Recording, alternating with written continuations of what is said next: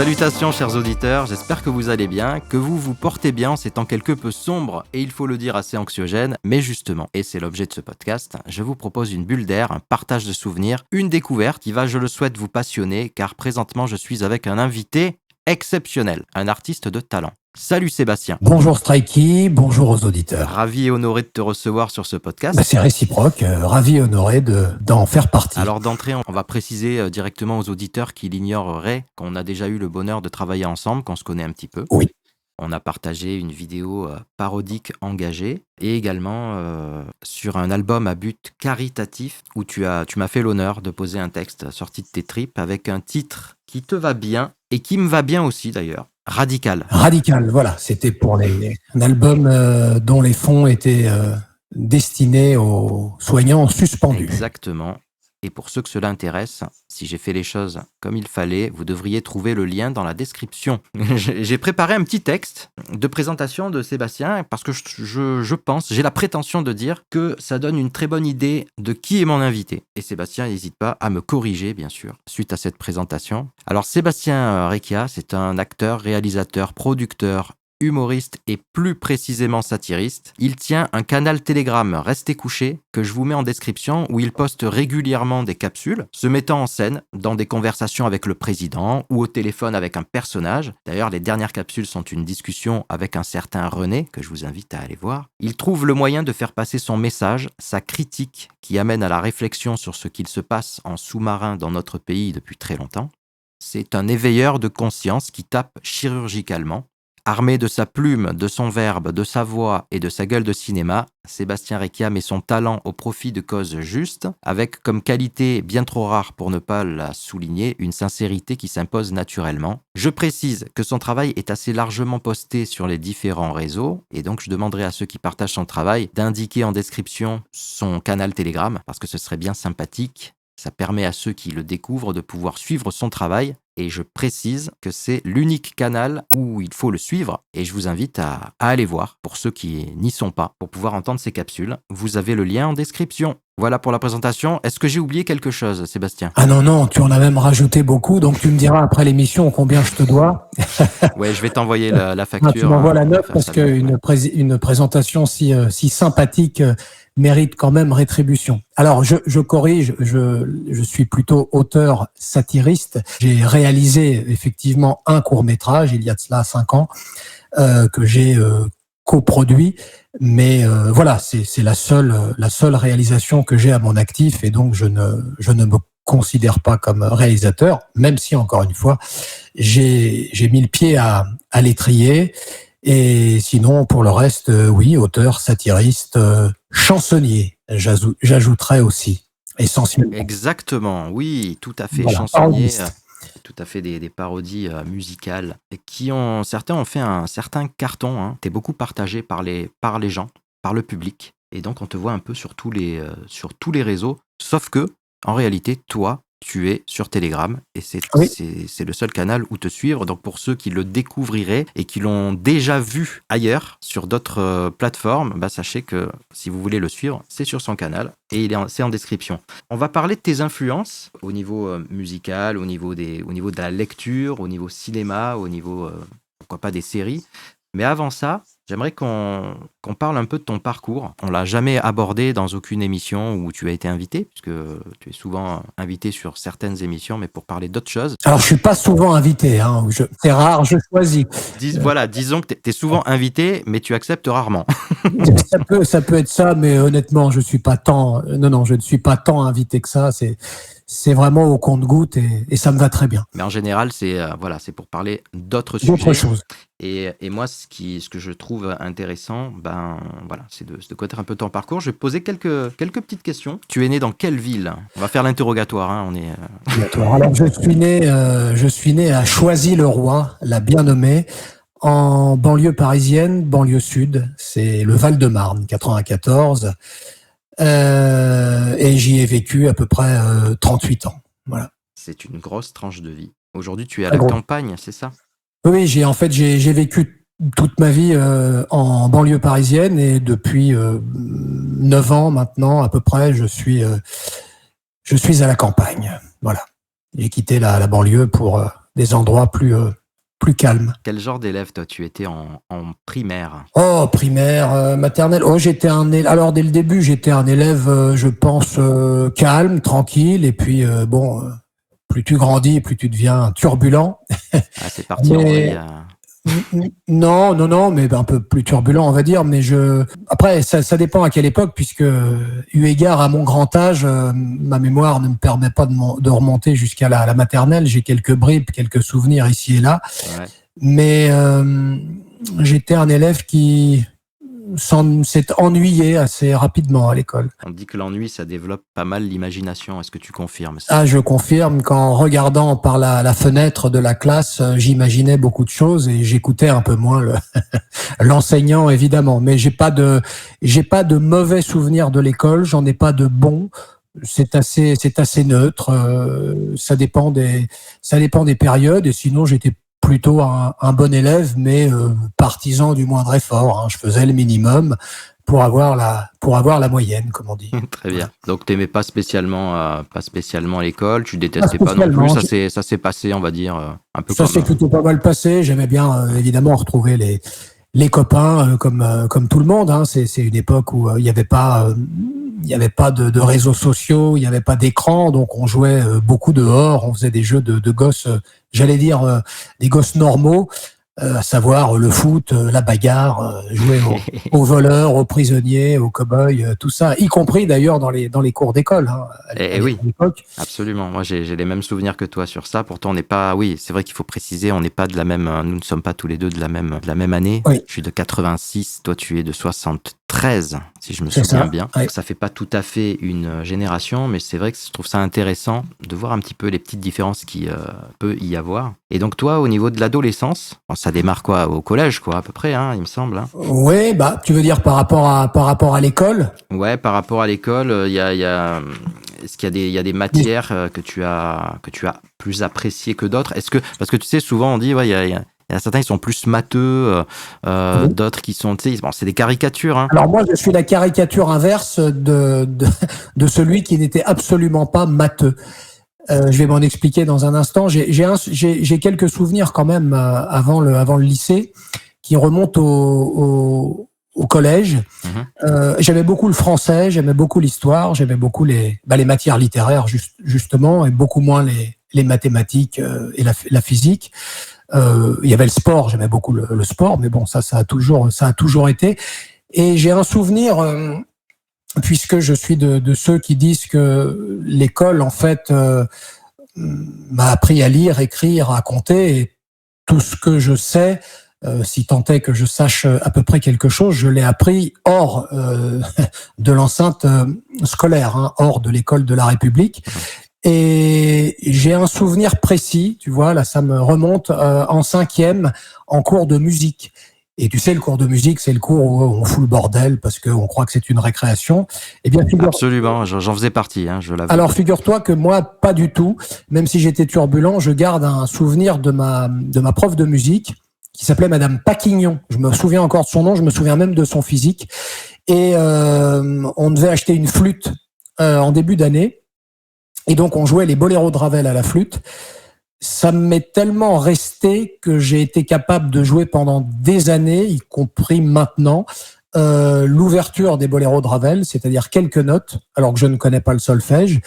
Et d'autre part, c'est un professeur qui m'a donné le goût aussi à l'époque de la musique classique, puisque je me souviens d'une œuvre qu'elle nous avait fait écouter, qui est dans les steppes de l'Asie centrale, d'un compositeur qui s'appelle Borodine.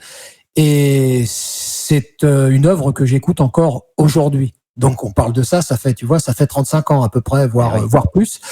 Et ça m'a beaucoup, ça a participé à faire que j'ai toujours écouté finalement de la musique classique avec bon nombre d'autres styles de musique, on en parlera tout à l'heure.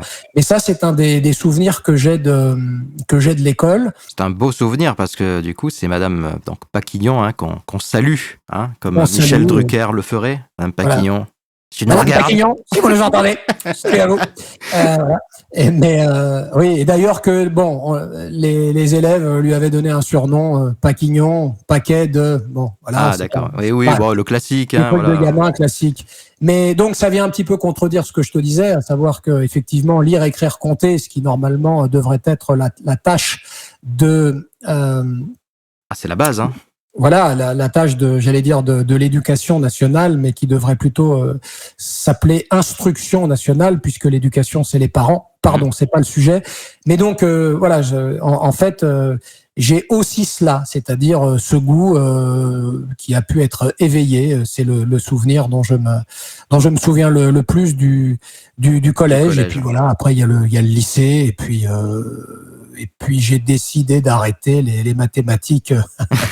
Je crois à partir avant le lycée, en troisième, quatrième, troisième, j'avais décidé que les mathématiques ne m'intéressaient pas et j'avais fait des petits calculs. Je m'étais livré en fait à me dire que pour le bac, j'avais quand même coefficient 3 en maths.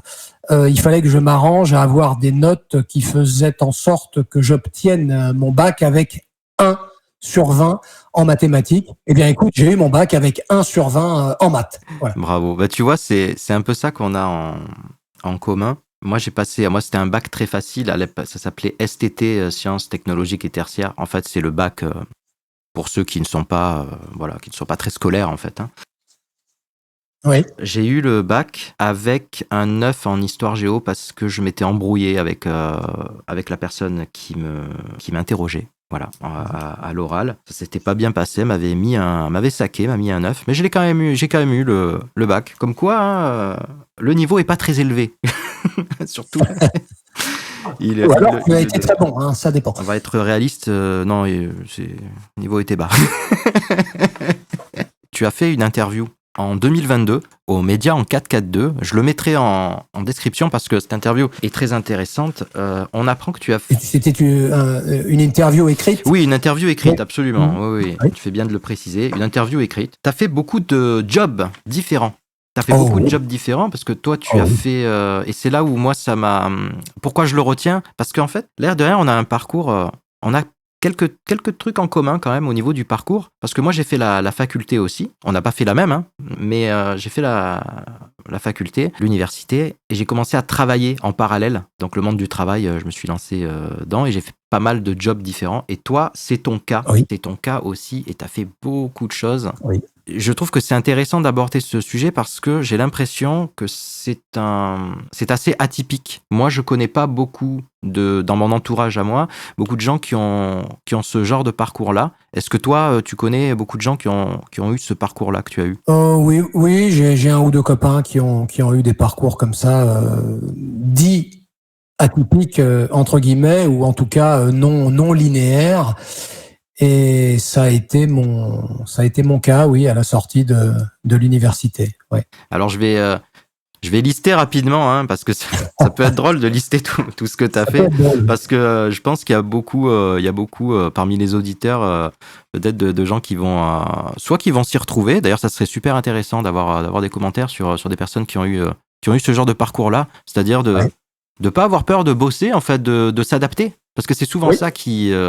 Puis c'est surtout que tu n'as pas le choix parfois, donc tu dois t'adapter. Pour raccrocher un petit peu les wagons avec le côté artistique, un satiriste, un humoriste, un acteur, quelqu'un qui fait, on va dire, de la scène, il doit avoir cette capacité-là, s'il est bon, d'adaptation. Et toi, je vais lister un petit peu tout ce que tu as fait, mais c'est quand même beau, quoi. Enfin, c'est quand même... ça peut paraître impressionnant quand même. Alors, tu as travaillé dans un entrepôt de fruits et légumes à Rungis. Pour payer mes études. Je vais commenter à chaque fois. Oui, absolument. Vas-y. Oui, alors mon tout premier job, c'est à 17 ans. Encore une fois, un travail pendant les vacances, pendant que certains sont en vacances. J'ai été travailler à l'aéroport d'Orly, dans un bar qui s'appelle le Plein Sud. Il doit exister encore d'ailleurs. Donc, j'ai été barman. Ça, c'est mon premier job à 17 ans. Ensuite, oui, pendant les vacances aussi, étudiant, je travaille à Rungis dans un entrepôt de fruits et légumes, dans la zone des entrepôts, pendant les vacances et tous les samedis aussi. Voilà. Chargé d'assistance, organisation de rapatriement des personnes, mondiale assistance, donc. Ouais, j'ai bossé chez Mondial Assistance, j'ai fait plusieurs compagnies d'assistance, j'y suis resté quand même pas mal d'années. Donc là, c'est tout ce qui concerne les rapatriements de personnes ou de véhicules, c'est-à-dire que tu es en panne en Espagne avec tous tes bagages, je dois m'occuper de te rapatrier ou de te mener là où tu allais avec ta famille, mais aussi des rapatriements médicaux lorsque tu te casses une jambe au ski ou en Amazonie. Eh bien, ce sont les gens qui organisent tout pour que voilà, ça se passe pour le mieux. Et j'avais fait partie, d'ailleurs, ça me revient, d'une cellule de crise à l'époque dans une des boîtes d'assistance où je bossais lorsqu'il y a eu le tsunami en Indonésie. C'était en quelle année ça, tsunami Oh là, ça c'est, je crois, 2003, quelque chose comme ça. 2003-2004, un truc comme ça. Et donc on avait été rappelé, je crois que c'était un jour même où j'étais de repos et il y avait une cellule de crise sur le plateau. Et donc là, tu as les services de l'État et donc tu dois répondre à des gens qui se demandent où est passé tel ou tel membre de leur famille, organiser un rapatriement. Bon, ça, c'est le quotidien du chargé d'assistance. Ouais, c'est quand même assez sport. Ça fait longtemps. Ouais. T'as été agent immobilier? J'ai été agent immobilier. J'avais démissionné de ce genre de boîte parce que je voulais faire quelque chose de plus indépendant. Et donc, j'ai été indépendant. Je me suis fait recruter, dans une agence immobilière parisienne. Voilà, immobilier dit de luxe. Et je ne connaissais strictement rien à l'immobilier. J'ai appris sur le tas. Voilà, j'ai fait ça durant une petite période aussi. Oui. Pour rester dans le luxe, tu as été chauffeur. Ça, je l'ai fait aussi à un moment où j'avais besoin de travailler. Donc là, effectivement, j'allais récupérer des gens qui étaient des hommes d'affaires ou étrangers ou des familles étrangères. Alors soit qui venaient visiter Paris, château de Versailles, ou soit aller jouer au golf, ou soit aller à des rendez-vous professionnels à la Défense. Et donc, tu vas les chercher à l'aéroport, tu les amènes à un point précis où tu leur fais visiter un peu. Oui, j'ai fait ça. Ouais, ça a duré quelques mois seulement. Ouais. D'accord, quelques mois. Et puis tu as fait un job que moi j'ai fait quelques années. Tu as été conseiller financier. Alors oui, c'est une époque où je cherchais du travail et j'avais un cabinet de recrutement qui avait repéré ma candidature. Et on a fait plusieurs séquences de travail, de tests, etc. Et on m'a proposé d'être conseiller financier dans une grande entreprise. Je voulais pas parce que ça m'intéressait pas. Et bon, ma conseillère qui était plutôt sympa m'a motivé en me disant mais si, je suis persuadé que vous pouvez le faire. Allez passer les entretiens. J'ai passé une série d'entretiens. Et à ma surprise, à l'époque, j'ai été recruté. Donc j'ai fait ça. Et puis ensuite, ça a dérivé vers d'autres entités du même groupe où je me suis occupé d'assurance vie, de la partie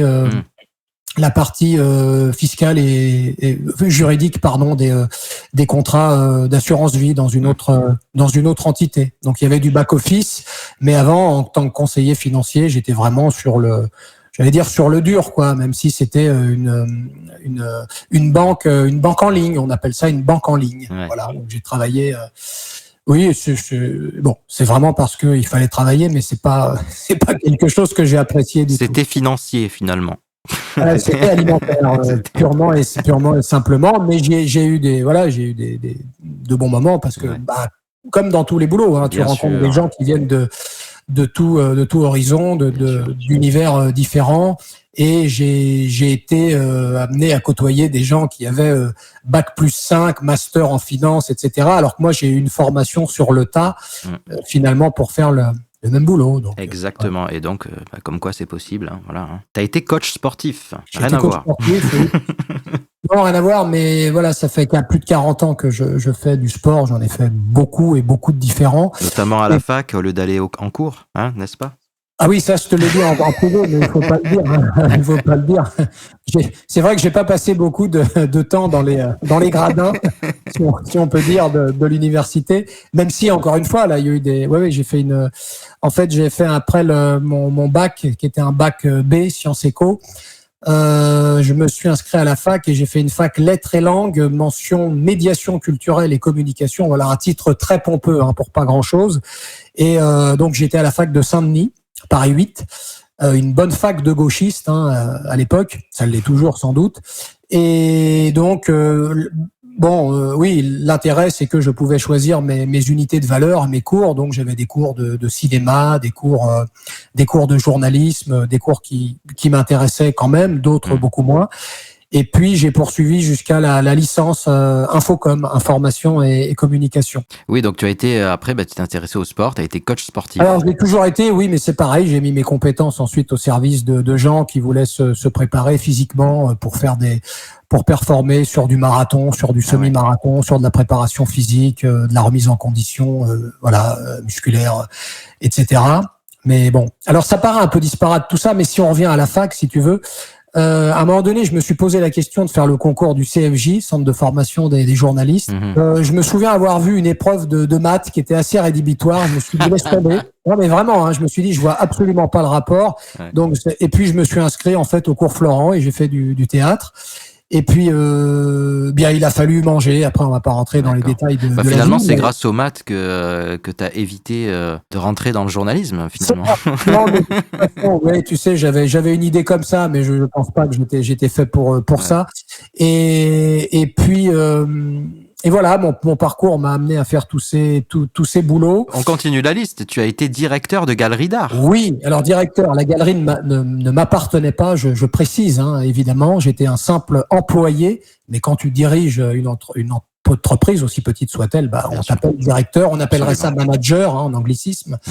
Et oui, j'ai fait ça, pareil, suite à quelqu'un qu'on m'a présenté qui avait la direction d'une galerie. Il pouvait pas s'en occuper parce qu'il était à l'étranger. La personne venait de partir. Je ne connaissais strictement rien à la peinture puisque cette peinture dont il s'agissait, de peintres contemporains, hein, voilà, de l'art contemporain auquel je n'entendais et je n'entends d'ailleurs toujours rien et que je n'aime pas, mais je trouvais que le job était plutôt intéressant puisque tu es là pour c'est une galerie, donc pour amuser la galerie un petit peu, en tout cas pour faire en sorte qu'elle se maintienne ou qu'elle se développe. Et donc là, tu es chargé de gérer les artistes et les expositions. Et j'ai fait ça une petite année, le temps que la galerie ferme du jour au lendemain et que je me retrouve sans boulot.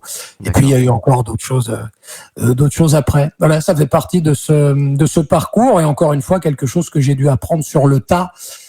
Et parce que tu apprends, hein, tu apprends sur justement, le tas. Parce qu'après tu as, je sais, et je le sais de source sûre puisque je l'ai vu. Tu as été un peu acteur aussi. Tu as tourné. Puisque tu me dis que tu as fait le cours Florent. Est-ce que c'était dans cette période-là d'ailleurs? Ah non, là j'étais très jeune. Je travaillais en fait en parallèle. Je travaillais déjà dans des compagnies d'assistance pour payer les cours et pour payer ma vie. Hein. Il faut subvenir à ses besoins. Donc je travaillais.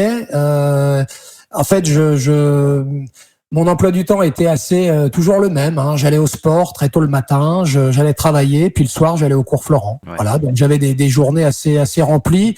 Et en réalité, je sortais assez peu, même jeune homme. J'ai eu de très longues périodes, où je ne sortais même pas du tout, puisque j'ai jamais eu besoin d'avoir une vie sociale, en fait. Ouais.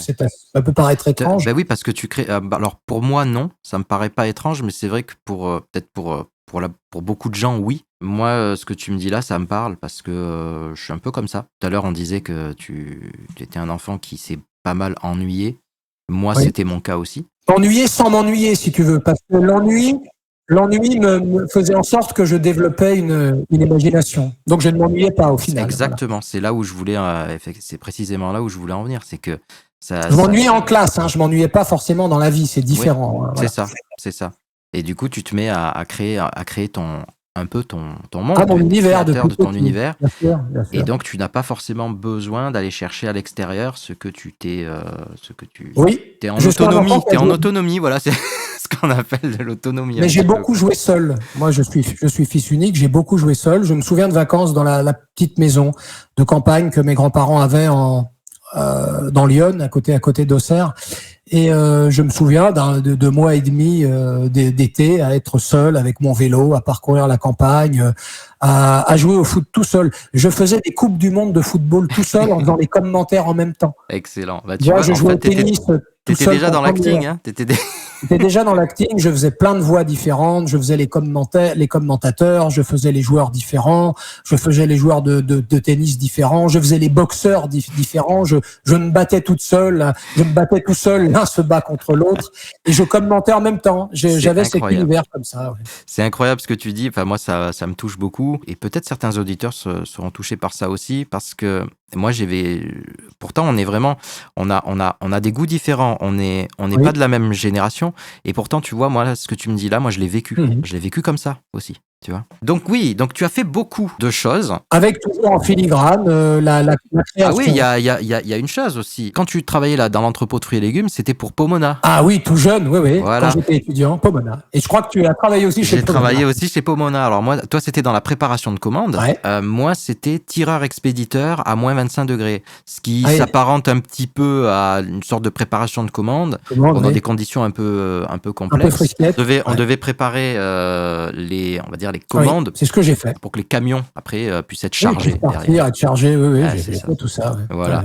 Est-ce que tu aurais quelque chose peut-être à rajouter par rapport à Non, j'ai fait aussi d'autres choses. Et puis après, je me suis toujours dit qu'on ne définit pas une personne par ce qu'elle fait à un moment donné. Exact. Parce que les motivations pour lesquelles elle fait ce job à un moment donné peuvent être complètement différentes. Ça peut être volontaire, ça peut être parce qu'on n'a pas le choix, etc. Donc on ne se définit pas par son travail, on se définit plus par son parcours et par ce qui a toujours été là. Voilà, dans une forme d'évolution. Tiens, c'est intéressant ce que tu dis. Tiens, tu réponds quoi, toi? Tu vois, tu rencontres des gens, on a tous vécu ça, on le vit toujours, on le revivra toujours. Ah, qu'est-ce que tu fais dans la vie? Tu réponds quoi, toi? Je suis auteur, satiriste, comédien. Et si tu veux, il y a ce qui est de l'ordre du public et ce qui est de l'ordre du privé. Que dans le privé, si tu veux, je sois jardinier, boulanger ou conseiller financier, finalement, premièrement, les gens s'en moquent. Ça te définit pas, en fait. Ça te définit pas. En tout cas, c'est pas que ça qui te définit. Voilà. Non. Et puis encore une fois, je suis persuadé que je vais être amené encore à faire d'autres choses. Tu vois, il y a encore une fois, le problème, c'est que quand tu as une activité qui est publique, il y a ce qui est public, il y a ce qui est de l'ordre du privé. Il y a des choses qui, je pense, doivent rester privées, qui n'ont pas d'impact ni positif ni négatif sur la qualité de ton travail ou de tes prises de position. Ce sont des choses qui sont annexes. Voilà. Et comme je n'ai jamais eu l'esprit, si tu veux, de carrière, de me dire je vais rentrer dans telle entité, je vais en sortir. Moi, il s'est passé deux choses. Soit je démissionnais parce que je m'ennuyais et je retrouvais autre chose, quitte à démissionner sans rien avoir derrière, sans filet, sans rien du tout, sans sas de sécurité. Soit je me faisais virer. Voilà. Donc, généralement, quand tu restes pas dans une boîte, il y a deux sorties possibles. Soit tu te fais virer, soit tu démissionnes. Oui. Voilà. Absolument. Donc j'ai connu ça perpétuellement. Ça m'embête pas. Et encore une fois, ça correspond à mon relatif ennui. Une fois que je suis dans une routine, une fois que je l'ai appréhendé, une fois que tu maîtrises à peu près la chose, tu fais assez vite le tour. Et pour autant, ça ne veut pas dire que dans ta vie, tu t'ennuies. Tu vois, quand je quitte tel ou tel emploi que je suis amené à faire, j'ai autre chose dans ma vie, donc je ne m'ennuie pas. En fait, tu as une certaine stabilité. Ça ne me définit pas. Ouais, tu as déjà une stabilité en toi qui fait que tu vas pas forcément être perturbé par le fait de changer d'activité rémunératrice. Non, voilà. Si tu veux, ce que l'on pourrait grouper dans l'ensemble du parcours, c'est-à-dire le plus gros de mon existence dans des jobs qui se sont passés en région parisienne, en banlieue parisienne, c'est le contexte. C'est-à-dire un contexte que beaucoup de gens connaissent, de stress permanent avec les transports, avec la foule. Il faut savoir que je suis quelqu'un qui déteste la foule. Je ne supporte pas le bruit, je ne supporte pas la masse. Voilà. Oui, ça m'agresse. Je ne supporte pas les lumières artificielles très fortes. C'est des choses qui peuvent me faire souffrir et me faire péter un câble assez rapidement. Donc j'ai été confronté très très souvent à ça. Et c'est une torture plutôt qu'autre chose. Mais ça, si tu veux, c'est la vie propre à la cité, à la grande ville qui veut ça. Lorsque tu fais 1h ou 1h30 de transport pour aller faire un job qui te fait chier, où tu te retiens tous les jours de pas défoncer ton supérieur, Mais oui, il faut dire les choses. Et à ce Parce moment-là, est-ce que ce qui dans ta te tête, plaît pas. tu te fais des petites fictions Non, moi je me lève. Non, honnêtement, je me les faisais pas parce que c'est bon, c'est pas une vie, c'est pas une Ouais, vie normale, ouais, c'est pas une vie normale. Et encore une fois, c'est le plus difficile. J'ai toujours dit dans tous ces jobs, c'est pas le job en lui-même, c'est ouais, pas d'apprendre des boulots ouais, ouais, différents. ouais, ouais. C'est relativement simple.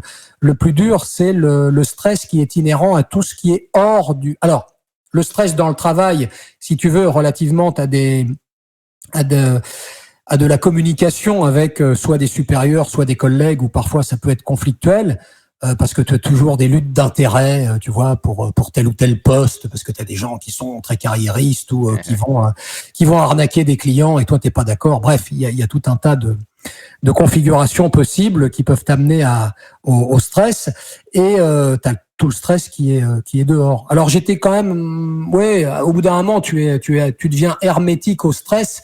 Mais il y a toujours un moment où la petite voix en toi, le petit diablotin qui va te dire vas-y, pète un câble une fois pour toutes. Et il faut vraiment se contenir. Puis avec l'âge, après, normalement, on arrive à être un peu plus calme. Mais il faut, je pense que c'est une des récompenses, si tu veux, de s'extirper de cet univers. C'est justement de l'avoir connu et de savoir ce que c'est. Exactement. J'en aurais des anecdotes sur ça, moi. C'est pas les boulots eux-mêmes qui Mais, sont difficiles. ouais, Quand ouais, tu es ouais. jeune et que tu fais un boulot physique, Bien Bon, sûr. après, voilà, c'est pas, c'est vraiment complexe. Tout à l'heure, je te disais par rapport à est-ce que tu te faisais des petites fictions? Tu sais, moi, je me faisais des petites fictions quand je bossais à la banque, justement. Je m'étais mis à écrire comme ça des toutes petites histoires. Ah oui, des vraies fictions, moi. Ah oui, C'est-à-dire oui, que des vraies j'écris un fictions, c'est-à-dire scénario. où je me mettais en scène dans mon travail, enfin un personnage qui n'avait pas mon nom, mais voilà, et qui pétait des plombs et lui faisait, enfin c'était une sorte de catharsis, comme on dit, et je le faisais lire et à mes camarades qui aimaient bien du coup, puisque bah ils étaient comme moi, quoi. Et justement, Alors moi, ça, je l'ai fait après. ouais, C'est-à-dire que j'en ai tiré, si tu veux, quelque chose voilà, c'est là où je voulais en venir. Voilà. Donc pour la création artistique, j'en ai tiré des choses qui ont été écrites. Mais moi, les câbles, je les pétais pour de bon sur le moment. Ouais. C'est avec le recul après que j'ai transformé ça en autre chose. En C'est art. une colère en réalité qui était là, comme beaucoup de gens qui sont pas forcément adaptés au milieu dans lequel ils évoluent, si tant est que l'on puisse être adapté à cette vie moderne. Mais ça, c'est un autre sujet. Et je ne le suis rétrospectivement, je l'ai jamais été. Ouais. Et c'est pour ça que oui, j'ai beaucoup été confronté à des pétages de câbles, mais assez froids en fait. Et avec le recul, tu te dis mais waouh, comment c'est possible. Donc quand tu le couches sur papier et que tu écris, ça t'a beaucoup servi. Ça t'a beaucoup servi ça dans, oui, tes écrits. Oui, beaucoup. J'ai écrit un scénario de long métrage qui s'appelle Spirale et qui est en grande partie qui repose en grande partie sur ma vie, sur ce que j'ai vécu, qui est bien évidemment romancé, mais qui reprend à la fois la vie d'années en cité et en même temps l'univers de la banque que j'ai pu connaître. Alors j'ai joint les deux, si tu veux, pour en faire un polar, quelque chose d'urbain. Et donc, si je n'avais pas eu cette vie de banlieue et cette expérience professionnelle, je pense que je n'aurais pas écrit cela. Et oui, c'est comme ça qu'on forge des personnages réalistes. Absolument. Et des choses qui sont, oui, exactement, qui sont réelles. Il y a vraiment l'accent de la vérité, puisqu'encore une fois, tu ne parles jamais aussi bien que de ce que tu connais et que de ce que tu as éprouvé.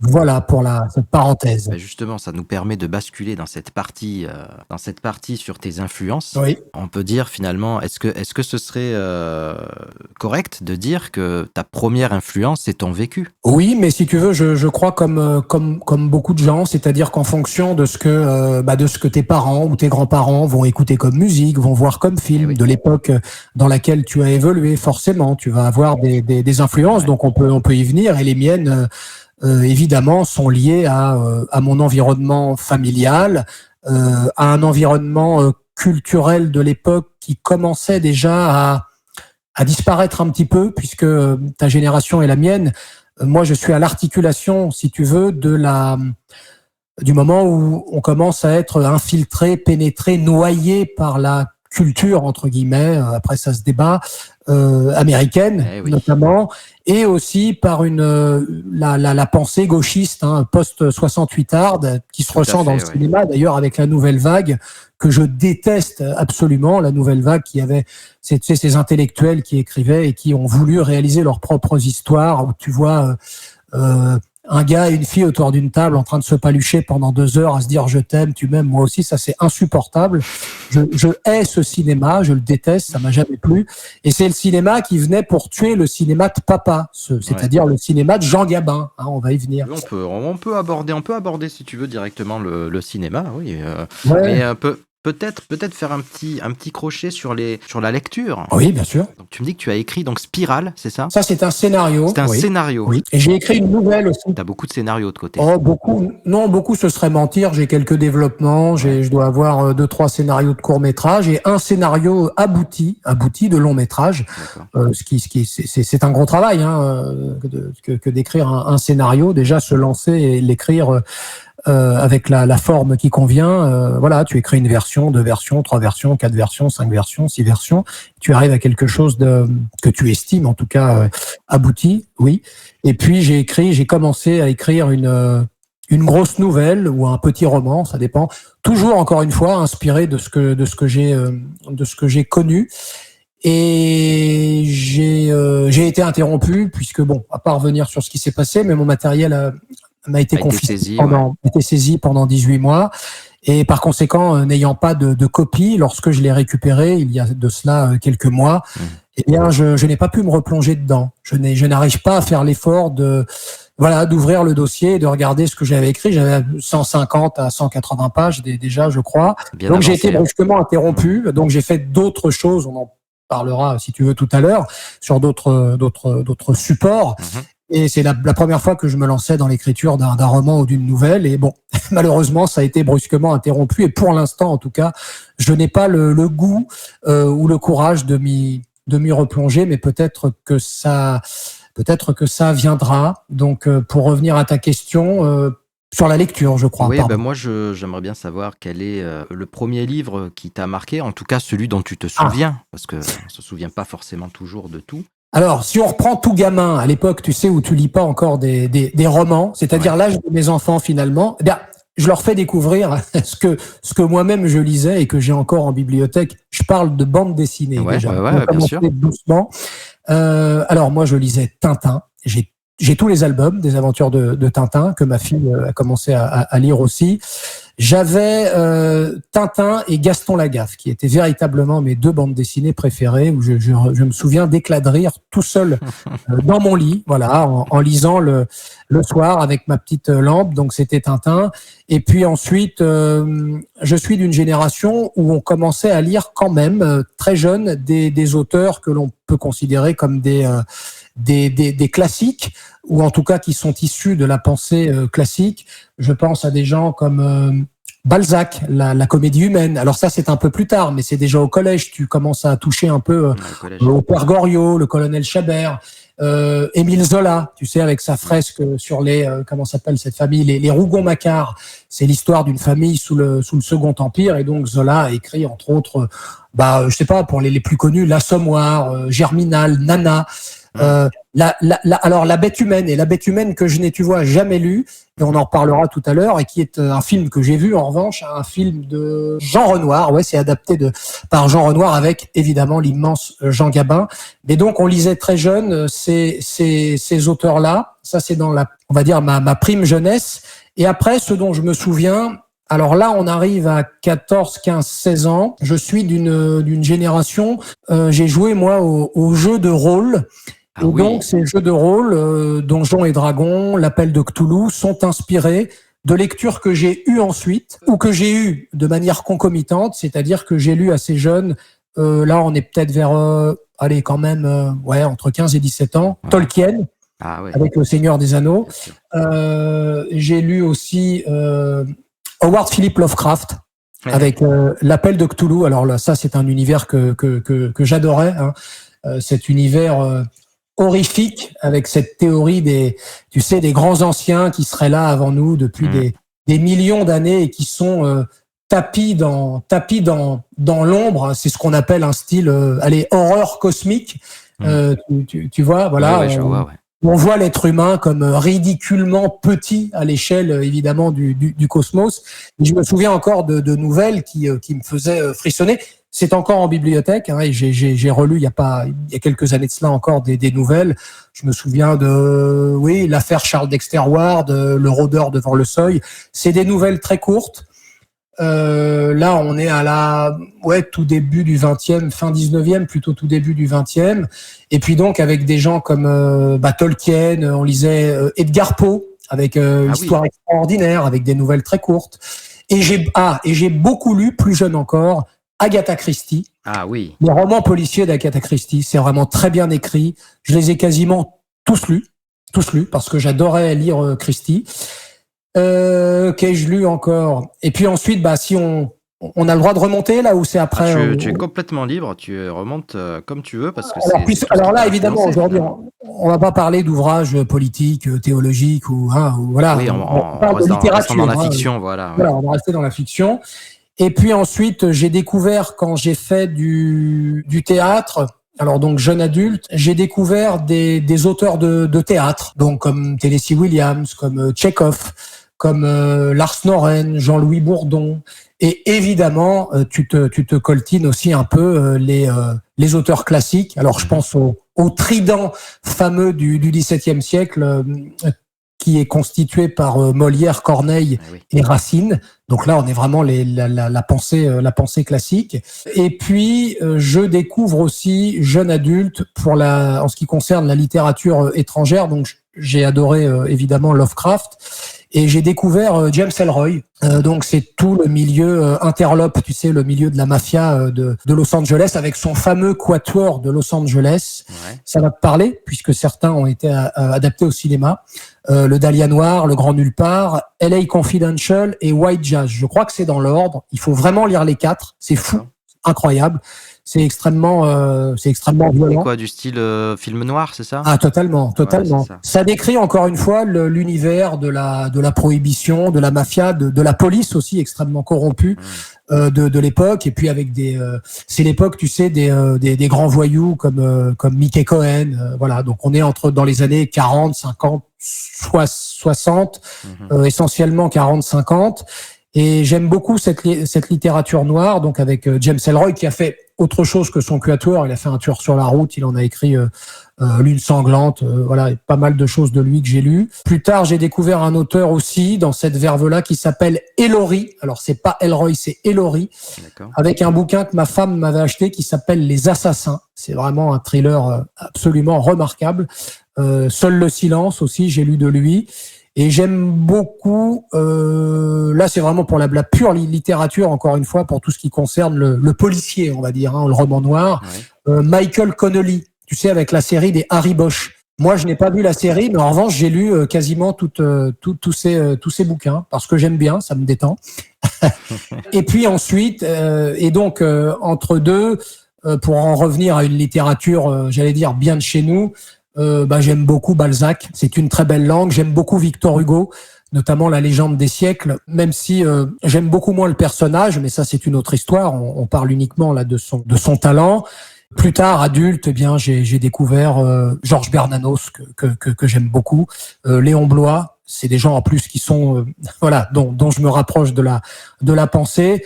Et Louis-Ferdinand Céline. Voilà pour moi les grands auteurs, si tu veux, qu'on a eu du 19e siècle et du milieu du 20e siècle.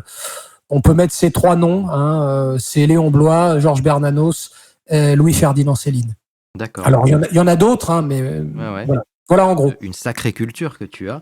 C'est que pour la littérature, on est d'accord. Et que pour la littérature, attention. Mais j'ai lu plein d'autres choses de manière ponctuelle. Bien sûr. Tu vois, de manière ponctuelle. Je me souviens d'un roman que j'avais beaucoup aimé. C'est pas un roman d'ailleurs, c'est une pièce de théâtre. C'est Le Fils de l'immigré de Dumas. J'avais bien aimé. C'est très enlevé, c'est très cinématographique. Encore une fois, à l'école, à mon époque, tu t'y collais, tu devais t'y coller. Et puis Baudelaire aussi, les poèmes de Baudelaire, que l'on mettait en scène au Cours Florent, par exemple. Tu vois, d'un poème, tu en faisais quelque chose qui était joué. Et puis tant d'autres auteurs, hein, bien entendu, j'en oublie, mais en gros, ça donne un petit panel de ce que je peux être amené à lire quand je ne lis pas des ouvrages, entre guillemets, plus politiques. Certains noms là que tu as cités qui me parlent, certaines œuvres. Bon, Lagaffe, j'étais fan aussi. J'avais presque tous les albums. Sur Émile Zola, moi, j'ai lu qu'un seul ouvrage. C'était dans le cadre scolaire, mais que c'est une histoire qui m'avait bien plu, en tout cas. Thérèse Raquin. Germinal, je l'ai pas lu, mais on nous avait passé le film. Ah, moi, j'ai pas vu le film. D'ailleurs, il y avait le chanteur Renaud qui jouait dedans, je me souviens. Sur Edgar Allan Poe. Ma première expérience, on va dire, et ma seule, parce que c'est vrai que je n'ai pas la culture que tu as, mais c'était dans un épisode des Simpsons, un Simpsons Horror Show, où ils avaient mis en dessin animé une œuvre d'Edgar Allan Poe, un peu horrifique. C'était pas le Scarabée d'or, non? Elle est très connue, celle-ci. Hein. Je ne sais. Je me souviens encore du Scarabée d'or, moi. Tu vois, j'ai le recueil encore à la maison. Hein, alors, je pourrais pas te dire ce que c'était, mais c'était effectivement dans le cadre de, tu sais, les Simpsons. Par saison, tu as toujours le Simpson Horror Show. Alors ça, c'est pas ma génération. Pardonne-moi, je pourrais pas te parler des Simpsons. Oui, tout à fait. Bah, c'est arrivé en 87. Il me semble que c'est arrivé en 87, les Simpsons. Agatha Christie, je connais Les 10 petits nègres. J'avais vu le film. Enfin, j'avais vu un téléfilm. Je crois que je sais plus si c'était un film ou un téléfilm. Le premier que j'ai lu, c'est Le meurtre de Roger Ackroyd. C'est vraiment à couper le souffle. J'oubliais aussi Sir Arthur Conan Doyle, tu sais, avec Sherlock Holmes. Oui, bien sûr. Le chien des Baskerville. Et puis tu as Scott Fitzgerald. Il y en a beaucoup. Et il y a un roman que je te recommande, si tu ne l'as pas lu, c'est Le Troisième homme de Graham Greene. Ça, c'est un roman qui m'a marqué à l'école. Je l'avais lu au collège déjà. Il y a un film qui en a été tiré. Je crois que c'est d'Orson Welles où il joue dedans peut-être. Ça fait longtemps que je ne l'ai pas vu. C'est une très courte nouvelle. Le Troisième homme. Le Troisième homme. Remarquable. De Graham Greene. Graham Greene. Greene. Oui. Ok. Oscar Wilde, évidemment. Oscar Wilde. Le portrait de Dorian Gray. Je sais pas si tu as lu ça. Et non. Alors moi, Lovecraft, j'avais un bouquin de Lovecraft. Il y a beaucoup de recueils. Mais alors moi, je suis beaucoup plus influencé par quelqu'un qui a été énormément influencé par Lovecraft, d'ailleurs. Oui. C'est Stephen King. Stephen King, oui. Que je n'ai jamais lu. Moi, je n'ai lu quasiment que du Stephen King. C'est on va dire, mon premier coup de cœur littéraire, c'est lui, parce qu'il sortait un petit peu des sentiers battus. D'ailleurs, il s'est toujours fait traiter un petit peu comme si ce qu'il faisait n'était finalement pas vraiment de la littérature. Il a jamais eu, entre guillemets, la carte. Je pense qu'il y a eu beaucoup de jalousie parce que la majorité de ses œuvres ont été adaptées, donc... C'est vrai que peu de gens peuvent... Alors, j'en ai vu au cinéma, des adaptations. Oui, absolument. Je pense notamment à c'est pas La Ligne Verte qui est tirée de... Absolument. Alors, tu sais, la Ligne Verte, il l'a écrit sous un autre pseudonyme, Richard Bachman. Il s'était inventé un pseudo, Richard Bachman. Running Man aussi, il avait écrit sous ce pseudo, parce qu'à un moment donné, il se demandait si c'était son nom qui faisait vendre. Ou la qualité de ses œuvres, et il s'est mis à faire des œuvres un peu plus noires, effectivement. Il y a certaines œuvres où il n'y a même pas de fantastique. Moi, j'avais vu alors, je l'ai vu en film.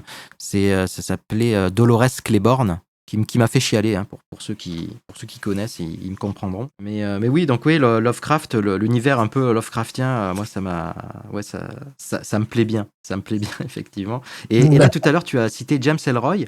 Alors moi, tu vois, c'est pareil. Donc, je ne connais pas tout ça. Le Dahlia Noir, tu as cité LA Confidential, qui a été porté à l'écran par, je crois que le réalisateur s'appelle Curtis Hanson, et c'est avec Kim Basinger, Russell Crowe et comment s'appelle-t-il? Il y a Guy Pearce et il y a cet immense acteur qui est a priori un bien triste personnage, mais là on a dit qu'on parlait pas de choses qui fâchaient.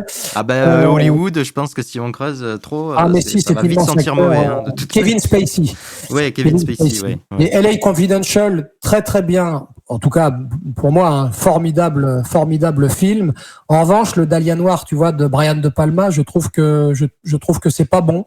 Et je trouve que le film est raté, en fait. Il n'a pas été, Non, ça m'a pas plu. Le casting me plaît pas.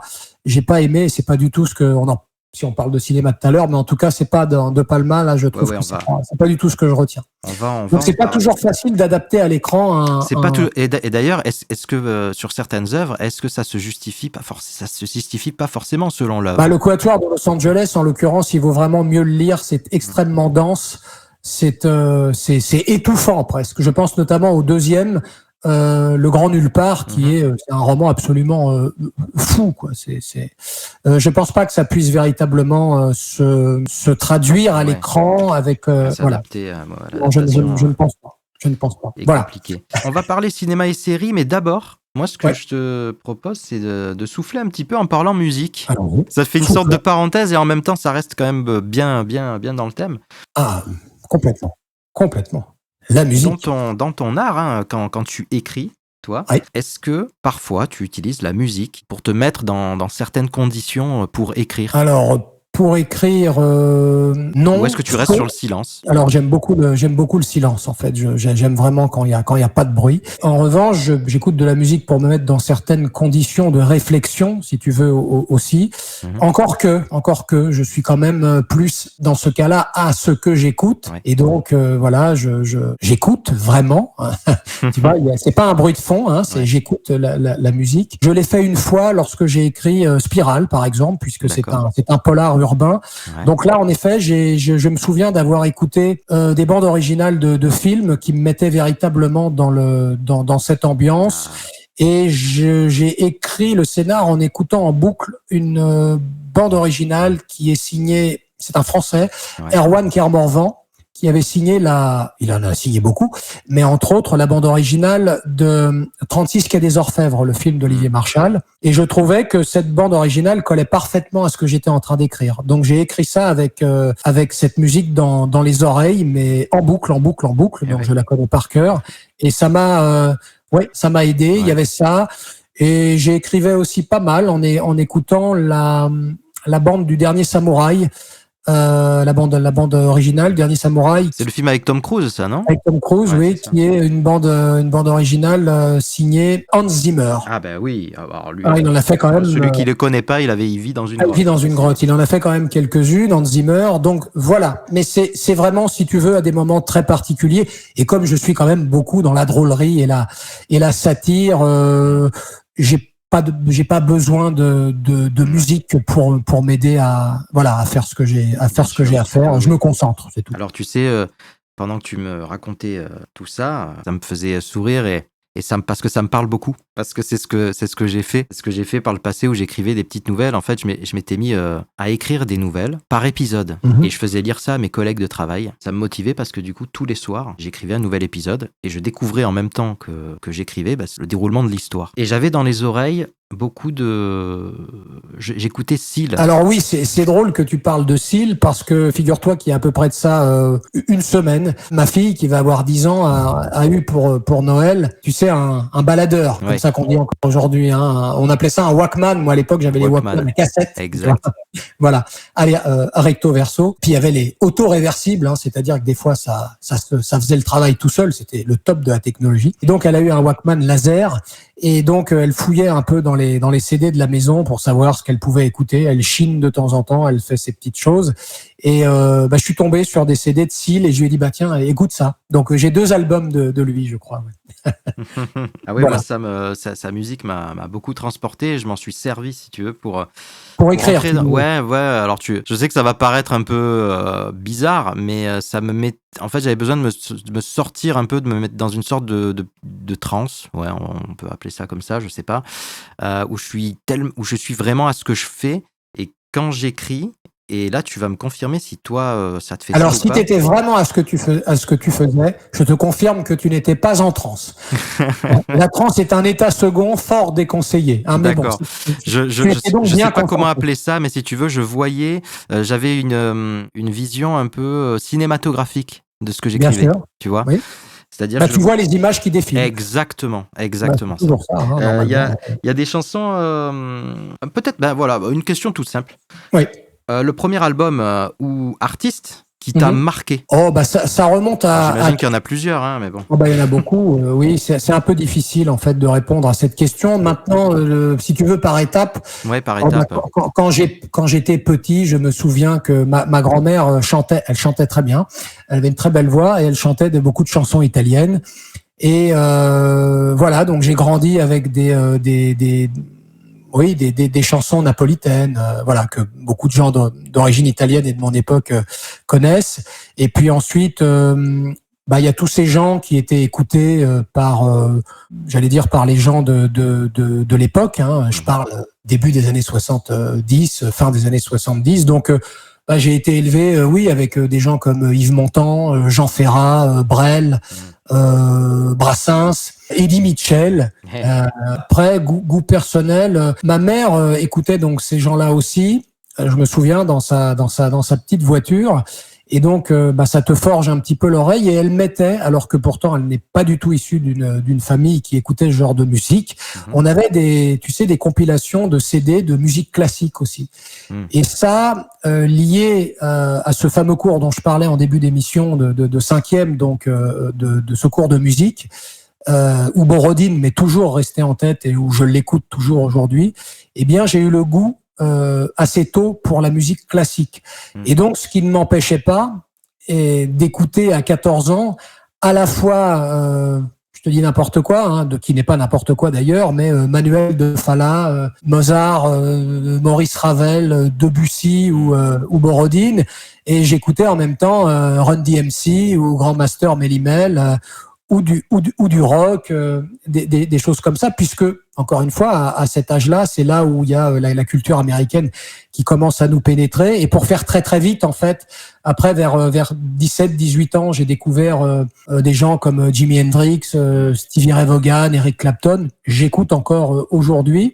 Ouais. Et puis il y avait à part le classique que je continue d'écouter depuis plus de 30 ans en fait. J'écoute des gens comme je peux écouter du jazz. Je suis venu sur le jazz un peu plus tard, mais j'aime beaucoup Miles Davis, Chet Baker, Dave Brubeck, Bill Evans. J'aime beaucoup les crooners aussi quand j'étais petit, tu vois, et ça m'a toujours. J'écoute toujours Frank Sinatra, Dean Martin. J'aime le blues, j'aime bien des gens comme Calvin Russell, John Campbell. Voilà, s'il y a des gens qui connaissent.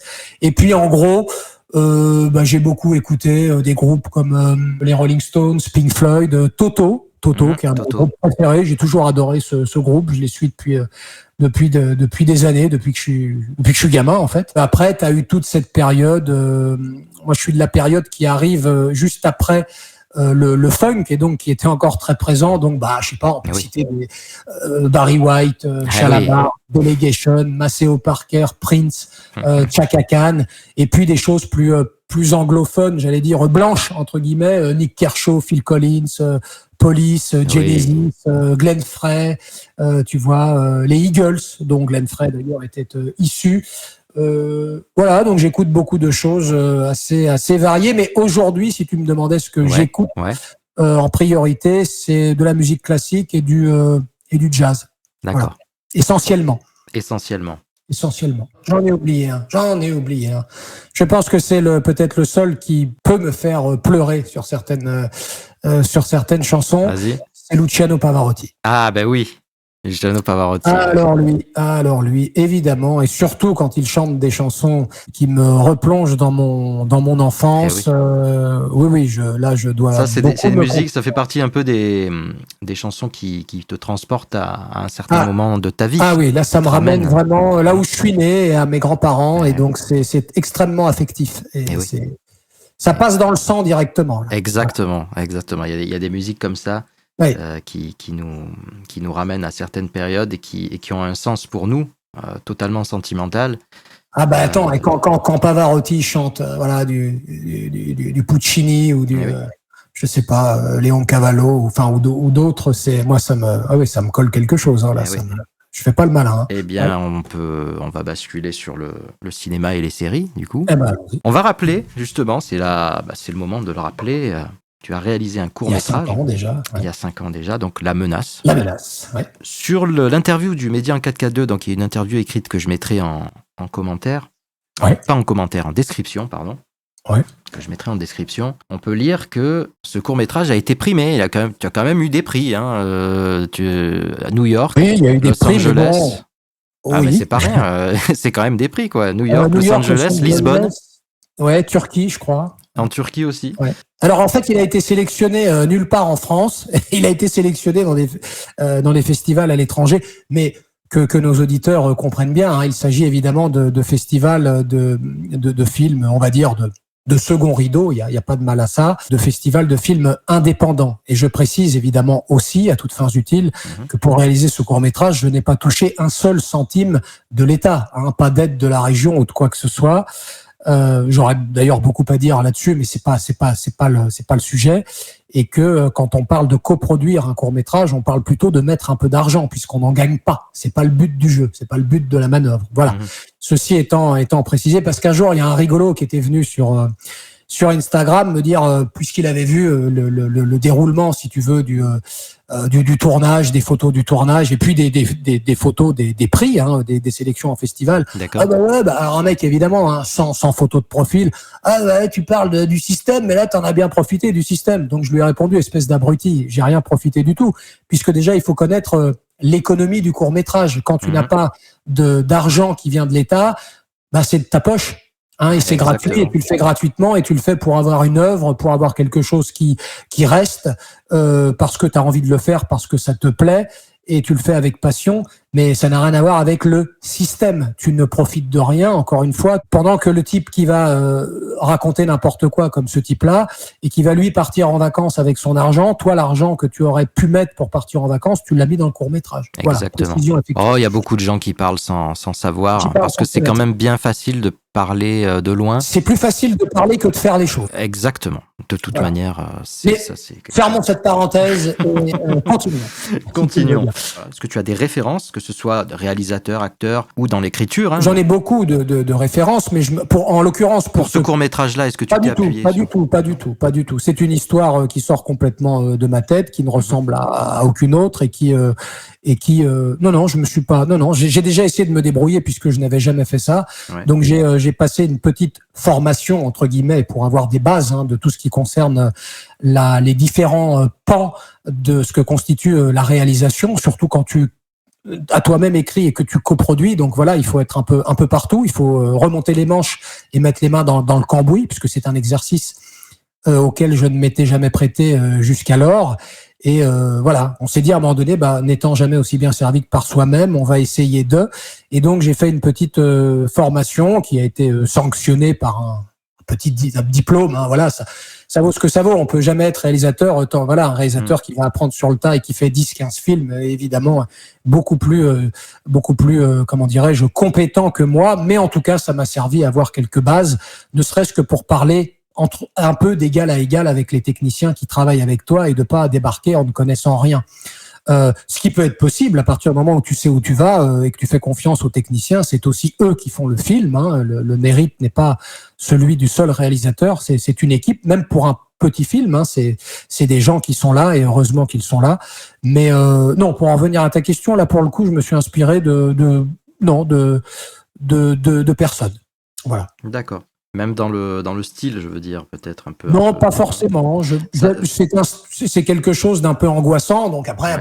Dans l'angoissant, oui, t'as des gens qui vont. J'ai écrit en revanche un deuxième court-métrage qui n'a pas été réalisé, où lui est plus ouvertement, influencé par, j'allais dire qu'on est entre Alfred Hitchcock et David Lynch dans l'atmosphère que idéalement, j'aimerais lui donner si un jour je le réalisais, ce qui n'est pas d'actualité, mais en tout cas dans l'écriture. Dans l'écriture.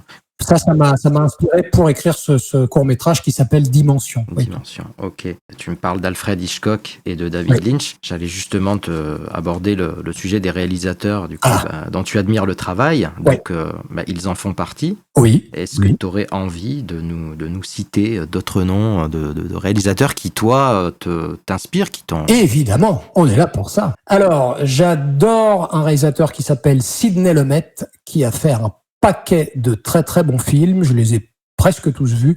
Sidney Lumet, il nous a fait Serpico, il nous a fait Le Verdict avec Paul Newman, Serpico, pardon, avec Al Pacino. Oui. Il nous a fait Network, il nous a fait le Crime de l'Orient Express. Il nous a fait 12 hommes en colère, L'homme à la peau de serpent, pour les gens qui ne connaissent pas et qui aiment Marlon Brando, c'est peut-être un des meilleurs rôles de Brando. C'est un film des années, j'ai un trou, mais peut-être 40 et quelques, peut-être 50, 50 et quelques. C'est vieux, c'est avec Anna Magnani, immense actrice italienne. Il nous a fait Un après-midi de chien avec Pacino aussi, donc j'aime beaucoup son travail. J'aime beaucoup Frank Capra, c'est un Italo-sicilien, je crois sicilien, voilà, il y en a eu beaucoup aux États-Unis, qui a fait La vie est belle avec James Stewart, un chef-d'œuvre qui fait pleurer. Je parle pas de La vie est belle de Benigni, attention, que j'ai même pas vu d'ailleurs. Non, je parle bien de Frank Capra. J'aime beaucoup les films de Capra, j'aime beaucoup Hitchcock, j'aime beaucoup Billy Wilder avec Sunset Boulevard, avec certains Lem Show. J'aime beaucoup comme on l'a vu avec, tu vois, la littérature par exemple de James Ellroy.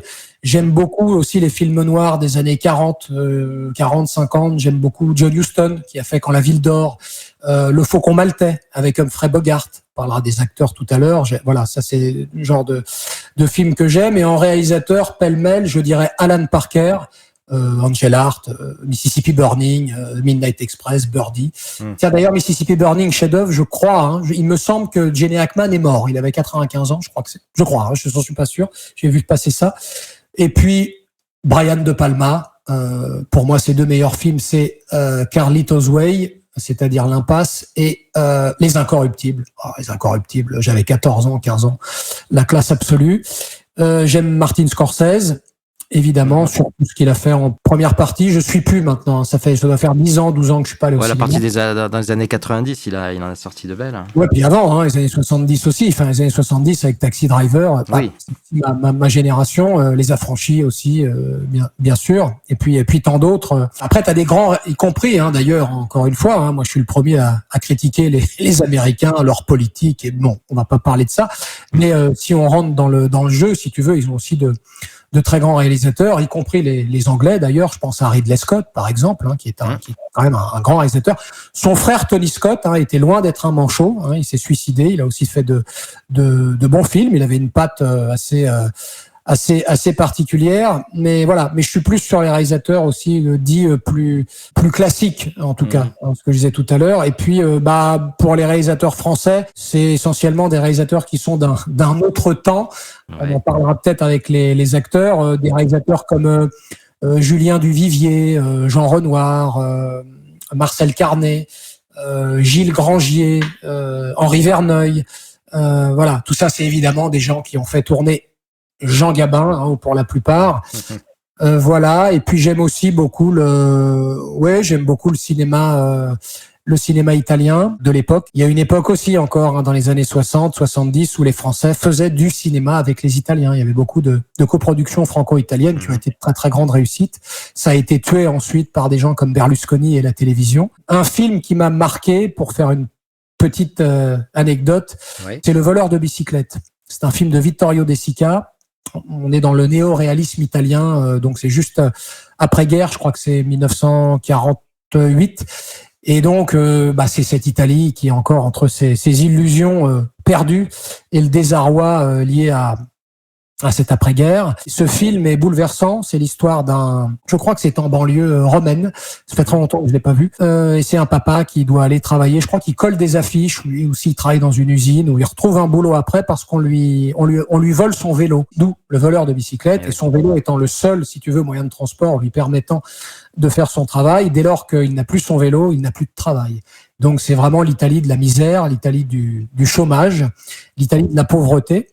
Donc une Italie que mes grands-parents ont connue, mon grand-père notamment. Et ce film est bouleversant quand on sait en plus que je crois qu'à part un acteur, tous les autres acteurs sont des amateurs, c'est pas des professionnels. Voilà. Et l'anecdote que j'ai au sujet de ce film, j'étais petit et je vivais dans ce quartier à l'époque avec mes grands-parents. C'est là où je suis né, qui s'appelle La Voie des Roses, un quartier qui a été détruit depuis parce que c'était un quartier sans commodité. Donc Choisy-le-Roi, la lisière de Vitry-sur-Seine, pour les gens qui connaissent. Je vois ce film un jour qui passe donc à la télévision et je me suis retenu tout le film de ne pas pleurer. parce que je le regardais avec mes grands-parents. Il y avait mon grand-père, je voulais pas pleurer devant lui, donc il était déjà retraité. Et puis ensuite, à la fin du film, il s'est levé, il est parti on avait un terrain derrière, il y avait un garage, donc il est parti bricoler, voilà, faire du jardin ou que sais-je. Et j'ai fondu en larmes. Et manque de chance, ma grand-mère commençait à me consoler, et manque de chance, mon grand-père est revenu. Il a ouvert la porte, il avait oublié quelque chose, il m'a vu pleurer. Donc ils se sont mis tous les deux à me consoler. C'est vraiment un film qui m'a bouleversé. Bah, là encore, hein, c'est comme Pavarotti, ça rentre dans le sang directement. Ouais. C'est un filigrane avec une forme de vécu familial. Et c'est pourtant un film, encore une fois, il y a pas de voyeurisme, c'est pas putassier, il y a beaucoup de pudeur, mais d'ailleurs, c'est bien le néo-réalisme, c'est donc éminemment réaliste, et c'est aussi pour ça que c'est bouleversant, c'est un film en noir et blanc. Voilà pour cette anecdote. Et puis bon, pardon, parce que j'oublie probablement plein de réalisateurs, mais j'aime beaucoup le cinéma, donc oui, il y en a d'autres, et des très bons, y compris des réalisateurs hollywoodiens, encore une fois, qui sont, tu sais, dans les années 80, un des premiers films que je vais voir à l'écran, c'était Les Aventuriers de l'Arche perdue, de Steven Spielberg, la série des Indiana Jones. Ça, c'est vraiment mon époque. Et puis Les Misérables, celui de Robert Hossein avec Lino Ventura dans le rôle de Jean Valjean, époustouflant, et de celui qui joue Javert, là, comment s'appelle-t-il, Michel Bouquet, je crois. Donc encore des vrais acteurs, des vieux acteurs. Et voilà donc voilà, beaucoup de choses en matière de cinéma que j'apprécie. Et je suis beaucoup moins aujourd'hui, puisque je préfère regarder que des vieux films. Ça ne m'intéresse plus. Le cinéma d'aujourd'hui ne m'intéresse plus. D'accord. Voilà pour les réalisateurs. Et excuse-moi d'avoir été un peu long. Non, écoute, je pense que c'est intéressant, même pour les auditeurs, parce que beaucoup connaissent ton travail, voient tes productions, voient ce que tu fais. Et c'est toujours intéressant de voir, de connaître ce qui, toi, t'a fait vibrer, t'a inspiré, t'a donné envie. Après, on peut parler des acteurs, je pense. Bien sûr. Je pense qu'on l'a tous compris que Gabin... Alors, il y a Gabin et il y a le reste. Voilà. C'est un peu comme ceux qui disent le GOAT, là, le greatest time, en boxe, en foot, en tennis. On a chacun nos sportifs qu'on estime être le plus grand de tous les temps quand on se prête au jeu, même si il est difficile en matière sportive de comparer les époques, bien entendu, mais t'as toujours ces batailles-là. Alors moi, je dirais que Gabin, il est tout là-haut. Ouais. Il y a lui et les autres. Alors en France, évidemment, on a eu les Bertrand Blier, on a eu les Louis Jouvet, il y avait aussi Louis de Funès. On a eu Louis de Funès. On a eu Fernandel, Louis de Funès, qui est un véritable génie comique. On a eu Yves Montand. J'aime beaucoup l'homme de scène et l'acteur Yves Montand, beaucoup moins le personnage, mais pour d'autres raisons. Ouais. On a eu des actrices immenses comme Simone Signoret aussi. Lino Ventura, Alain Delon, quoi qu'on en dise, a eu quand même une période où il a fait quand même de bons films. J'aime beaucoup le personnage que représente Belmondo. J'aime beaucoup un acteur comme Victor Lanoux, qui était un acteur très sous-coté, mais qui est un très grand acteur en réalité. Puis t'as plein de second rôles de l'époque. Je pense à Michel Aumont, Charles Denner. On a eu vraiment des très très bons acteurs. Là, je parle que des anciens, mais ce sont eux qui m'inspirent essentiellement. Ça, c'est pour les Français. Et pour les étrangers, pareil. Tout en haut, je mets Marlon Brando. Et puis ensuite, il est suivi par une cohorte. Il faut quand même reconnaître qu'ils ont de très bons acteurs. J'adore Humphrey Bogart. Sous-côté, je trouve, qui était un immense acteur, naturel, absolument sidérant. Ouais. James Stewart, Gary Cooper. Ça, c'est pour les plus anciens. Et puis, si on remonte un peu dans le temps, il y a la filiation directe des gens qui ont l'héritage, si tu veux, de Marlon Brando. Évidemment, Robert De Niro et Al Pacino. Robert De Niro, encore une fois, beaucoup moins l'homme, qui est grotesque, mais dans ses prises de position sur beaucoup de sujets, et qui ferait mieux de se concentrer à faire du cinéma, parce qu'il était quand même très très fort. Donc De Niro, vraiment vraie source d'inspiration. Al Pacino, j'aime beaucoup des gens comme Denzel Washington, qui est un très très bon acteur, comment s'appelle-t-il? D'ailleurs, Denzel Washington a joué avec lui. Christopher Walken, Splendide acteur. Jack Nicholson. Puis après, c'est comme tout, c'est une affaire de goût. Il y a des gens à côté desquels je suis complètement passé parce qu'ils me touchent pas. Et en France, et à l'étranger, y compris des réalisateurs. Ouais, bien sûr. Par exemple, je te dirais que je n'aime pas Tarantino. J'aime pas le personnage, il me déplaît. Et je trouve que ses films sont pompés sur les... Ah oui, alors réalisateur, justement, j'oubliais l'immense Sergio Leone, que Tarantino ne pourra que copier, mais en étant à des années-lumière. Il était une fois en Amérique, un des plus grands films.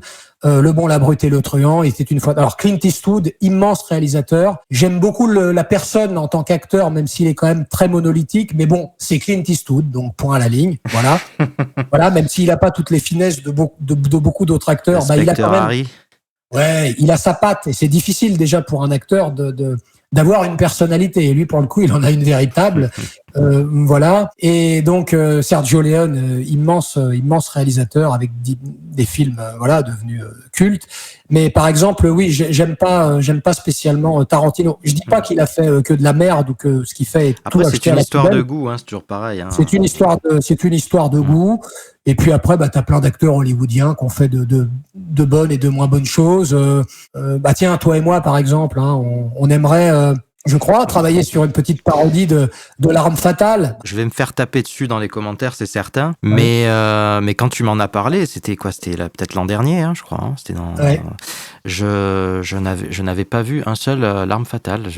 Voilà. Ce qui est bizarre parce que c'est des films des années 90, mais j'étais un peu passé à côté et je me suis rattrapé depuis. Dans les années 80 pour le premier. Ah oui, les années 80, oui, effectivement. Ouais, je crois pour le premier, 87, 88, je sais plus, avec toujours et puis en plus il y a vraiment cette atmosphère, il y a toujours de très belles bandes originales. Dans le 3, t'as la très belle chanson It's Probably Me de Sting, avec la musique de Michael Kamen, la bande originale et la guitare d'Eric Clapton. Donc tu vois, c'est vrai que ils sont malins, ils savent faire les Américains, les Anglo-Saxons pour nous en papaouter parfois avec des choses aussi de qualité. Mais en gros, voilà pour les acteurs français et étrangers que j'aime beaucoup. Les acteurs italiens, évidemment, je pense à Marcello Mastroianni, voilà, avec ce naturel, et puis les actrices comme Sophia Loren, qui était aussi une très grande actrice. Donc il y a beaucoup de choses, évidemment, mais ce serait une émission à part entière si on développait vraiment. Ah oui, effectivement. Mais déjà, je pense que là, tu as lâché énormément de références. Mickey Rourke était un immense acteur dans la première partie de sa carrière, remarquable acteur. C'est vrai. Peut-être le type qui avait la filiation la plus directe avec Marlon Brando d'ailleurs, entre parenthèses, mais qui a gâché son talent ensuite avec plein de choses. Mais je veux pas, je suis pas là pour juger si tu veux ou pour mettre mon grain de sel sur l'homme. Mais en tout cas, t'as le droit d'avoir un avis, mais il a fait des films exceptionnels. Mickey Rourke, un très très grand, très très brillant acteur aussi. Tu vois, c'est marrant parce que toujours pareil. C'est pour ça que je dis tout à l'heure, on est sur tous les deux sur pas tout à fait une génération entière, donc un entre-deux. Donc ça veut dire que t'as une partie des choses que tu dis, que tu as une partie des acteurs, par exemple, que tu as cités, qui me parlent, et d'autres que je connais pas du tout, tu vois. Parce que moi, c'était vraiment les années 90, c'était, du coup, De Niro, Pacino, effectivement, mais c'est surtout, pour moi, c'était Rocky, tous les films de Rocky. J'ai vu Rocky, le premier Rocky est un film magnifique. Stallone.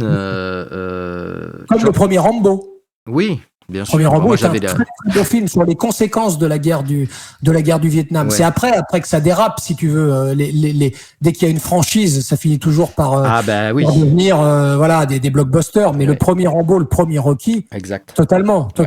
Très beau film. Très très beau. Voilà. Après, moi c'est avec les Schwarzenegger. Tu sais, quand t'étais petit, tu vois C'était cette époque-là d'hommes costauds avec de l'action, ça explose dans tous les sens. J'ai connu aussi, mais j'étais adolescent déjà quand toi tu étais petit. Oui, voilà, c'est ça. Ça a marqué mon adolescence, c'est évident. C'est tous ces films, les Bruce Willis, les Die Hard. Bien sûr, Piège de cristal. Oui, le premier. Bien sûr.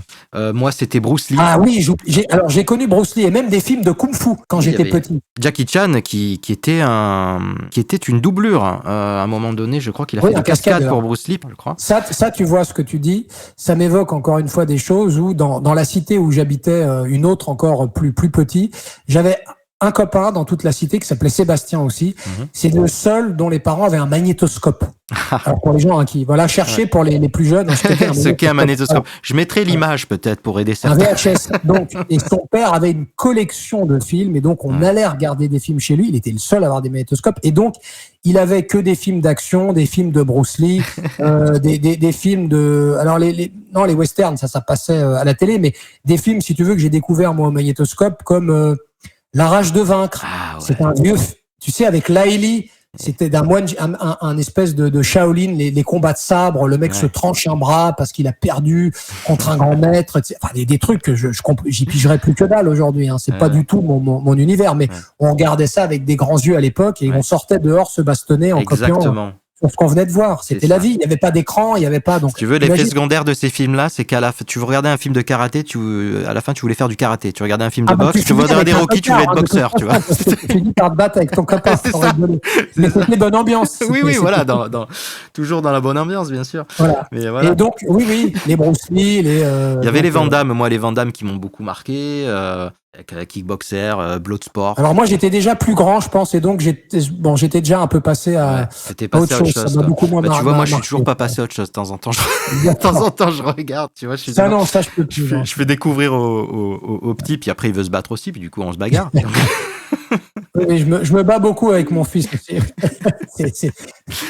Mais voilà, tout ça, oui, ça symbolise des époques comme ça. Des époques. Donc c'est super intéressant de voir ce petit décalage qu'on a, et en même temps il y a des choses communes. Et donc effectivement, et puis même toi, voilà, tu me refais découvrir des films que j'aurais dû connaître, parce que Jean Gabin, tu ne peux pas passer.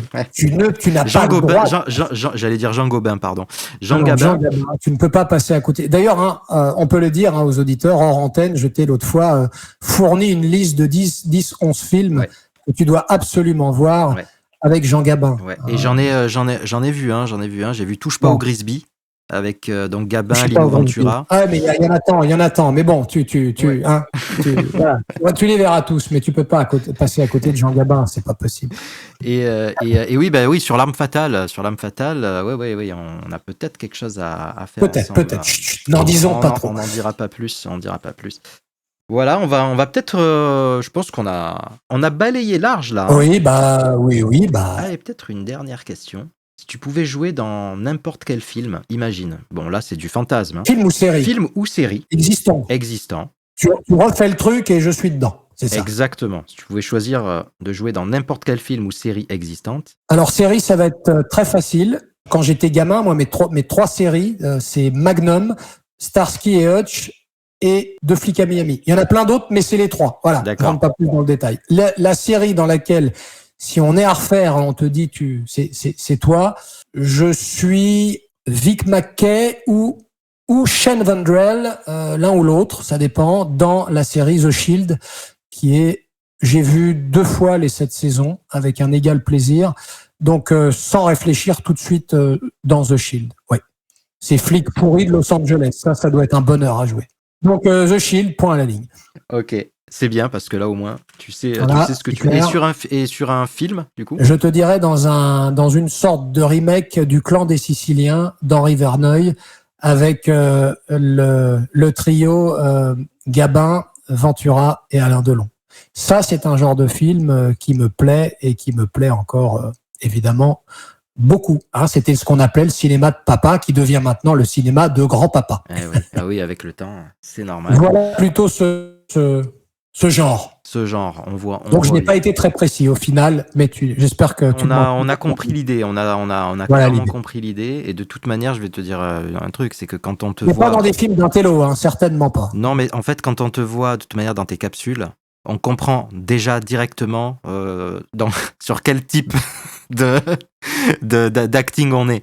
Donc ça nous met déjà sur la voie. Bon, là on est dans le fantasme, le conditionnel, mais je me prête volontiers à ces questions. Voilà. On va conclure avec quoi? On va conclure avec ton actualité. On va rappeler ton actualité. Donc déjà, te suivre sur ton canal Telegram, qui est, je le rappelle encore, l'unique canal où c'est vraiment Sébastien. C'est en termes d'actualité public en tout cas, c'est effectivement la seule source, si je puis dire.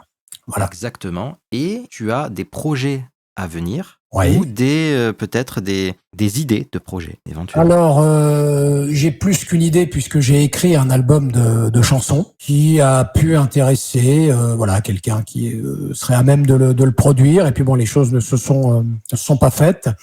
L'album, lui, est écrit. Donc là, on revient sur des choses qui sont un peu engagées, comme mes capsules, donc avec des thématiques qui me sont chères, mais pas que. J'ai un titre ou deux qui sont un peu plus personnels, on va dire, pour une fois. Voilà. Okay. Qui parle un titre notamment qui parle de mon enfance, de là d'où je viens plutôt. D'accord. Voilà. Mais sinon, pour le reste, c'est effectivement dans la verve dans la lignée des chansonniers ou des parodies que je peux faire, okay. Commettre plutôt. Mais là, avec évidemment des textes et donc des musiques qui ne demandent qu'à être des musiques originales, bien entendu. Ouais. Donc ça, c'est écrit, c'est fait. Ça, c'est le premier projet. Pour le reste, non. Alors, tu disais aimerait, et ça, c'est effectivement important parce que il y a toujours une nuance entre ce que l'on aimerait faire, quand bien même on sait le faire ou on est capable de le faire, et ce qui est possible. Il y a la nuance entre je sais faire, j'aimerais faire, et ça va pouvoir se faire pour une raison très simple. On est certes jamais aussi bien servi que par soi-même. Pour autant, il y a des choses qu'on ne peut pas faire tout seul. Je peux pas produire un album de musique tout seul. Je peux pas réaliser un film tout seul. Donc, tu peux être là en tant que locomotive, en tant que pourvoyeur, fournisseur, source d'idées. Ouais. Tu peux être là du produit créé au produit fini, mais le produit fini ne dépend pas que de toi. Voilà, donc il y a cette nuance, et ça, je pense que les gens en ont conscience. Après, il y a une deuxième chose, je m'étais déjà exprimé à ce sujet, que j'aimerais beaucoup faire, c'est de la radio.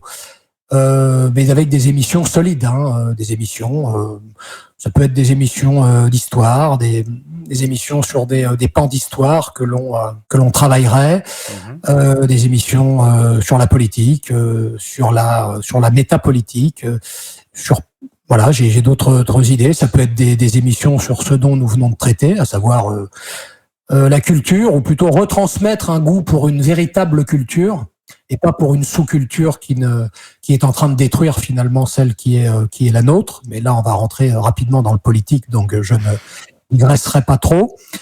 Et aussi par, bien entendu, la technologie, qui a un effet très pernicieux, puisque je suis de ceux qui pensent qu'elle participe grandement à la destruction de la culture. Et il faudrait qu'elle soit beaucoup plus maîtrisée pour plutôt prolonger, faire vivre la culture. Encore une fois, c'est une petite parenthèse, je vais pas développer. Et donc, la radio, c'est quelque chose que j'aimerais beaucoup faire, mais ça, je peux pas le faire tout seul. Pour l'instant, je crois que c'est déjà ces deux choses, en tout cas en termes de projets publics. J'en ai d'autres, mais qui sont plus personnels et qui sont privés. Mais dans la foulée de ce que je fais, il y a de cela. J'avais été, il y a quelque temps, abordé par quelqu'un qui voulait peut-être participer à l'écriture d'un spectacle, ou voir que je me produise dans des petites salles, en tout cas, voilà, participer, essayer de me pousser à ça. Ouais. Pour être honnête, j'avais déjà répondu, je crois que c'est dans cette dans l'interview du Média Enquête 4.2. Tu as mentionné. Alors, non, parce que être seul en scène ne m'intéresse pas.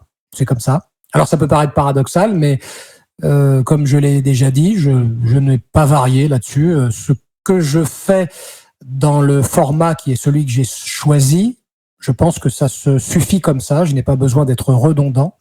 Donc, je n'ai pas ni cette volonté, ni je n'ai pas ce besoin. Voilà, tout simplement. J'en ai pas besoin de faire ça. En revanche, j'ai toujours dit que je préfère l'idée du duo que l'idée du solo. Et quand je dis ça, je trouve très courageux les gens qui sont seuls en scène.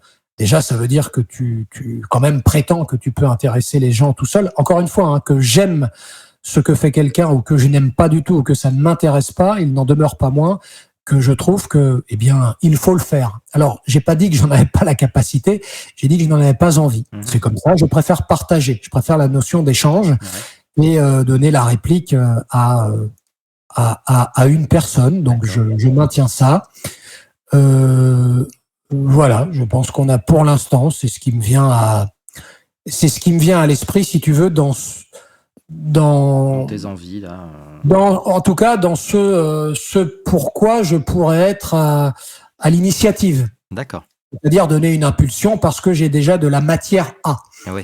Et je pensais aussi, pourquoi pas un jour un recueil de textes qui serait issu de ces 4-5 années de travail, puisque j'ai quand même aussi commis des textes qui pourraient tout à fait être retranscrits à l'écrit, en les retravaillant. Donc un petit recueil qui serait illustré par des dessins, par exemple. J'ai ça dans un coin de la tête. Mais encore une fois, moi, si un jour tu es intéressé par ça, je peux te présenter quelqu'un qui dessine. C'est très aimable. Donc ça, ça peut être possible, un recueil de textes, mais voilà, ce qui est le plus chaud, on va dire, c'est cet album qui est prêt. En fait, oui, j'ai pas mal de titres. Les textes sont prêts, la musique est. Non, la musique n'est pas prête. Il y a certains rythmes que j'ai en tête, puisque je ne suis pas musicien, mais j'ai un peu la chance d'avoir ce qu'on appelle une oreille. Voilà. Et donc ça me permet de faire certaines choses tout en n'étant pas musicien. Très bien, c'est déjà beaucoup et très intéressant, parce que je suis certain que beaucoup de gens qui te suivent ne savaient pas forcément tout ça. Écoute, je suis ravi d'avoir pu le partager, en tout cas avec toi. Sébastien, on va se quitter là. Je vais te donner d'ailleurs le mot de la fin, si tu as quelque chose à rajouter. Oh ben non, moi je suis ton invité. Je ne peux que te remercier de m'avoir invité à partager ce moment.